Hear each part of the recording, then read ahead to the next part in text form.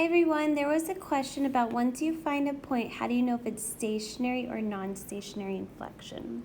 Okay, so in the first derivative, we are going to see maxes, mins, and stationary inflections.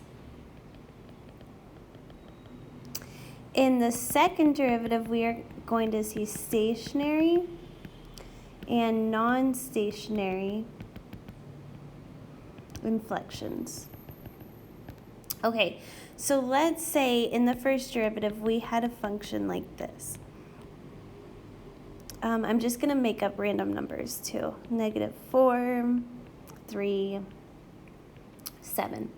So let's say it goes plus, minus, plus, plus. Okay, so this would be a maximum, this would be a minimum, and this 7 would be a stationary inflection. Okay, it's a stationary inflection because it does not change signs in the first derivative. Okay, it could also be a stationary inflection if it went minus, minus. Now in the second derivative, we are going to see this 7, and maybe we'll see another point like 2. Okay, in the second derivative, these have to change signs for them to be inflections because it needs to go from concave up to down to up. Okay, so since this 7 showed up as a stationary inflection in the first derivative, it will also show up in the second derivative. And this 2 only showed up in the second derivative and it changed signs, so this is a non-stationary inflection. Okay, so I hope that helps.